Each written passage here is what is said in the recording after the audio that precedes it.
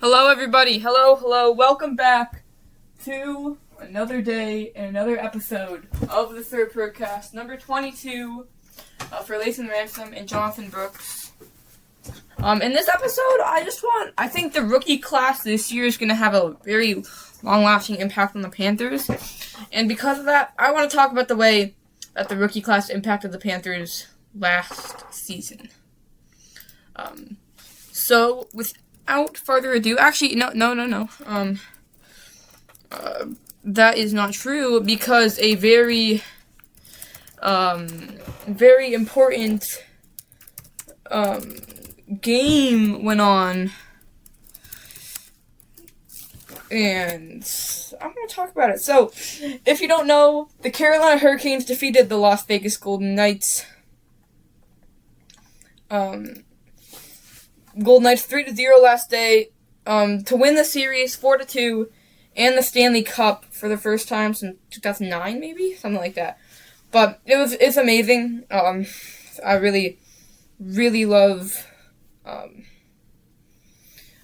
Carolina sports, and it's just one of two titles, hopefully three, but I'm gonna go with two, that Carolina sports teams are gonna bring to the Carolinas this year. Couldn't get the last one, it's going to be the Lombardi Trophy. Yes. Hopefully the NBA Finals, but that would be awesome too. Go Hornets. But just awesome job to all my fellow Carolina sports teams. Great job, Canes. And I might be wrong about this, but the first time I shouted them out in my podcast, I don't think they've left a game since. Well, I mean, there's no more games to play left, but I just want to, so let's just get into it. I want to talk about the way, I want to talk about the way last year's rookies impacted the Panthers, in the 2025 season. So, let's get right into it. Pick number, let's start, let's go, which way do we go? Let's just start with T-Mac. Alright, yeah, pick number 8, T-Mac.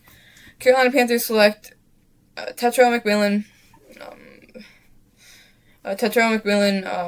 Arizona State, wide receiver, Arizona State.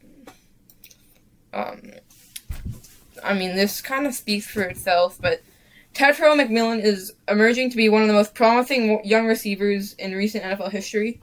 He won Offensive Rookie of the Year, had 1,014 yards. Oh, that's just so wrong. 7 touchdowns.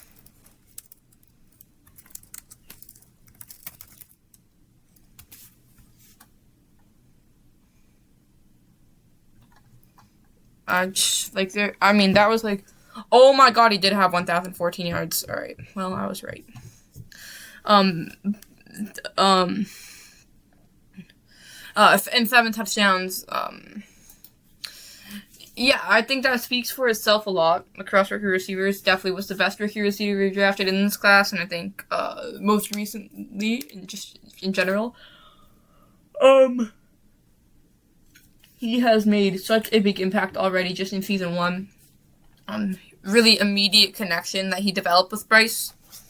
Kind of just an immediate connection, it's been super strong throughout the entire season. You know, most teams talk about the rookie wall, but I don't think any of the Panthers rookies, but Tetro McMillan in general, Tetro McMillan in particular, never really hit that rookie wall. And you saw Bryce Young talking about that too in an interview after the Week 16 game versus the Bucks. So yeah, I don't really think that happened for McMillan. I don't think that happened for any of the rookies really. But especially as receiver, I feel like it could be a lot more common. But if anything, McMillan got more productive towards the end of the season. Touchdowns against the Rams, a big game against both Rams, 1 touchdown. The Falcons game was big for him. Same with the Bucks. Both Bucks games too. He really just had an amazing performance throughout the entire season. Absolutely deserved Rookie of the Year, and he's just become a very reliable number 1 option for Bryce that we didn't have. So obviously he's going to impact the Panthers in that way. So McMillan, amazing player. And then number 2, out of Texas A&M, the Carolina Panthers select linebacker or edge. I don't know. I mean, he plays probably edge because he plays outside linebacker in our defense. So, edge, Nick Scorton, Texas A&M. And he also, a lot of praise for him. Definitely started a little slow, but got going really fast. A lot of production towards the end of the season. Like, kind of the opposite of the rookie wall, but honestly, like, his start wasn't even that bad, especially for a rookie. He played amazing, forced fumble against one quarterback. I forget who. Oh, it was Sam Darnold. Sam Darnold, right? I think so. Yeah, the Sam Darnold forced fumble. That was cool. But a lot of production, and, you know, when you're watching someone like that, you just see, like, how much fun they enjoy playing. They really just want to get out there on the field, and just keep playing. You know, Nick Scorton is someone who really enjoys the game. You know, he's a dog, as GM Dan Morgan would say. Gotta get the yeah, he's just unbelievable physical talent. His mindset is really great. He really wants to improve. He really wants to get better. He just wants to be a great football player. He's not there for the money. Like, you can really tell. Like, that's just an authentic player. You know, he really loves the game. And, I mean, you can see that in his play, and that's why he's going to be one of the best edge rushers paired with Jalen Phillips. It's going to be a really nice combo this season, but last season he was super great. I just always enjoy his time, which you love to see. For pick 3, number 77, the Carolina Panthers select Principally Umanly Ellen, Ole Miss edge rusher.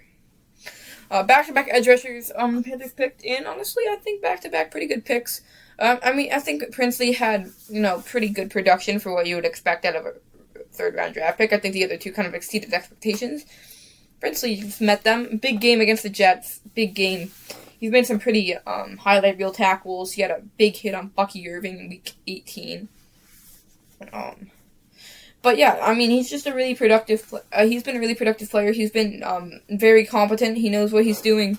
Whenever you need to bring someone in for if someone's taking a break, he's just ready to go. Really a good player, and you know, Umanly Ellen is just a fun name to say. So he's got that going for him. If I mispronounced that, I'm so sorry.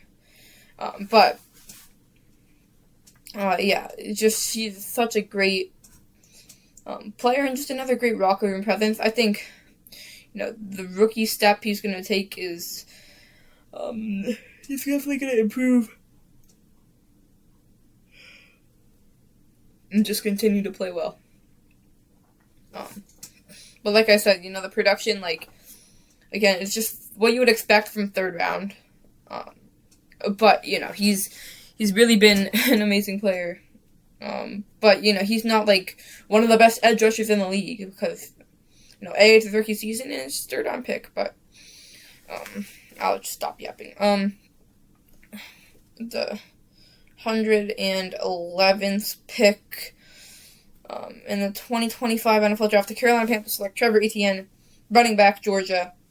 I really love this player. Great speed, great athletic ability, good hands, I think a bit underutilized. I think he could definitely be someone we could, you know, throw a screen to, put in on third down and long if we're going to run the ball like that way.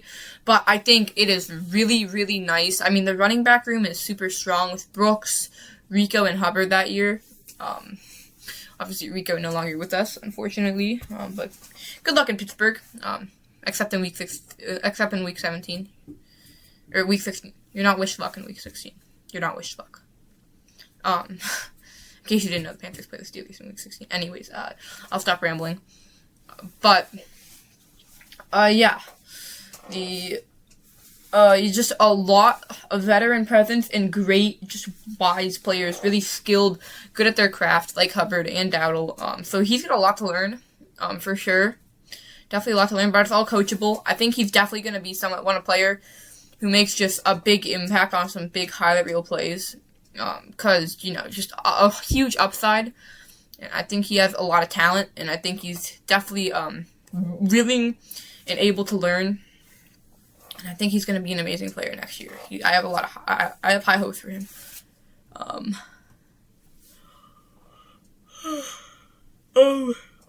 And he was used a lot in special teams. Very productive special teamer. A lot of kick returns. Decent amount of punt returns. And he was pretty good. I wouldn't say he was amazing. But I honestly, if I'm being completely honest, that's not really my area of expertise. Special teams, punting, kicking returns. So I can't really analyze that very accurately. But in my opinion, just pretty good overall. Nothing special on that. But again, just a rookie. I think he needs to be utilized a lot more. I think his talent is really, really there. But yeah, high hopes for him. And then with the 122nd pick in the 2025 NFL Draft, the Carolina Panthers select safety Lathan Ransom, Ohio State. Wow. Lathan Ransom, a ball of energy on the field. He is just someone who always wants to be out there. Great relationship with Trayvon Merrick. That's really cool. Again, another great veteran room of guys there that he could learn from. And now adding Zaki to that is really cool. But yeah, I love Lathan Ransom. I'll get to something later.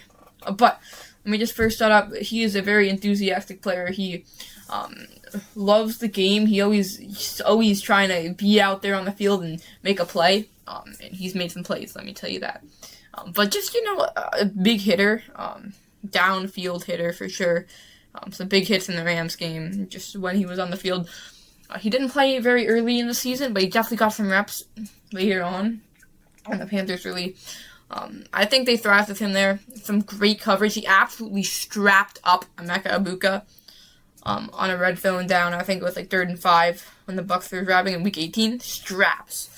I mean, that's an amazing young talent right there in Emeka Egbuka. And you have Lathan Ransom, who's a 4th-round pick compared to Emeka, who's the 1st, and he just absolutely locks him up. So, yeah. Just a sack against Matthew Stafford. Just a great player. Just really exciting. Honestly, really exciting player to watch. I think he could develop into a really Derwin James. I mean, obviously not Brian Dawkins, but type of player like Brian Dawkins. Type of player. Just a big hitter. Really excited. And I'm really excited to see him play in 2026. And then, as a lot of you know, if you've been watching this podcast for a couple episodes at least, I went to the Carolina Panthers versus Tampa Bay Buccaneers game in Charlotte, Week 16 on December 21st. And that game was super stressful, and then Lathan Ransom comes up with the game-winning interception to win the game and just send the Bucs home. And that just... Looking back at that moment, I genuinely, it was the best moment of my life. I mean, Lathan Ransom is responsible for the best moment of my life, and I mean, maybe a lot of Panthers fans' lives. So he's got that going. I just, wherever he is on the field, I just want to see him succeed because of that reason, which is more of a personal reason. Like, if I didn't go to that game, would I be talking about it that much? Probably not. But, I mean, I still would be because it was an amazing play. But would the Panthers be in the playoffs without that play? Good chance they wouldn't be. There's a chance they wouldn't be. I mean, it's not unlikely. I mean, that whole thing is based off the Bucs still losing the game with the Panthers coming, obviously. But I'll stop rambling about that. But just that's a big reason. And then I don't know. The Panthers select tackle Cam Jackson out of Florida. He didn't really see the field very much. Only recorded 2 tackles, I think. I mean, not much to say. It's just, 5th-round pick, depth piece. But, I mean, yeah. Like, Cam Jackson, I mean, he could see a lot of playing, he could see a lot more playing time. But, again, just hasn't really been on the field enough to get good production. But, hope we could see that change next year. But not someone I would say to keep your eye on until you see him on the field a lot more. But, yeah, I mean, I'm not going to, just hang it up already on him. I think he could be a good player for us. but I just haven't seen enough out of him yet. I haven't seen him on the field enough. And that's just partially because our nose tackle room is so unbelievably strong. A'Shawn Robinson, Bobby Brown, Turk Morton, and Derek Brown, obviously. So that's, all of them are veterans. All of them are really, really good veteran presences to learn from. And honestly, that gives me very high positive on Cam Jackson. Just all the knowledge and wisdom when he gets onto the field. He could make some plays. Moving on, with the 163rd pick in the 2025 NFL Draft, the Carolina Panthers select tight end Mitchell Evans, Notre Dame, second Notre Dame tight end on the roster for the Panthers, along with none other than Tommy Tremble. Yes, Tommy Tremble. Mitchell Evans, very, very. I talked about him a lot in the previous episode, so I won't go. I'll brush over him. Very productive, 2 touchdowns for the Panthers last season. A really great young rookie presence. Gets to learn behind Tommy Tremble. I really love the way Tommy Tremble plays the game, and I think JT Sanders and Mitch Evans are kind of embodying that as well. More of a receiving tight end, which honestly I'm pretty excited about. Could be like a Greg Olsen for us. So yeah, that's gonna be cool. And he was a really good pass catcher. You didn't really see a lot of drops with him. But he's not the strongest in run blocking. He definitely can, but more of a pass catcher. But he's not a liability whatsoever in the run blocker. We just have other players like Tommy Tremble who can do that better than him. But again, big impact. I think that season would have looked a lot different. Really good receiving tight end and a lot of room to grow and a lot of potential. Really high ceiling for him. And then with the last draft pick, 208th pick in the 6th round, the Panthers selected wide receiver Jimmy Horn Jr. out of Colorado, playing with Coach Prime, Deion Sanders. So, let's get into Jimmy Horn. Jimmy Horn is someone I don't think the Panthers have utilized enough and correctly. A lot of talent, really quick, really exciting player. I want to see more of the jet sweeps. I really do. I also think having Adam Thielen here for him, and also just McMillan and Coker, would be great. Just the only veteran presence really had is David Moore, who wasn't on the field a lot, unfortunately. But Jimmy Horn, really quick, high potential, got good hands. I know a lot of people blame him for the drop he had in the wild card round, but I mean, you know, going to the playoffs as a rookie, especially on a team that's also just new to the playoffs, that's also something. But you can't ignore the high ceiling, and I don't think he's been gotten the ball enough. I think screen passes, quick slants, quick drag routes, and then the jet sweeps that we've been using, his play against the Bucs was great. But I think he's going to get into the end zone a couple times next year. I think for sure. We have to utilize him more and better. I've talked about the RPO that we run on a slant to McMillan. I think that would be really good for Horn with his speed. And, you know, obviously with the run game, if he's not there, then it could work that way. But we've done that to Leggett once, we've done that to McMillan a couple times, and we've done that to Coker, but I haven't seen it to Jimmy Horn, which I think should be done. But I think definitely the role, especially being a second-year player, is going to get bigger and larger. So that's just something to look out for. Again, I'm going to be doing once before the Hall of Fame game, which is actually, never mind, it's a while away. But thank you so much for watching. This is just like a brief overview on the rookie class, which I'm very high on. I think the best in recent years for the Panthers. Really productive, really great players, really cornerstone pieces, I think, for the team. Never really hit that rookie wall, like I said. And just really excited for a year 2 of all of them. So thank you so much for watching. Go Panthers, keep pounding. Congratulations, Canes. Like I said, the second Sports Cup a Carolina team will be bringing to North Carolina this year, along with the Carolina Panthers and the Lombardi Trophy. See you. Keep pounding. Have a good day.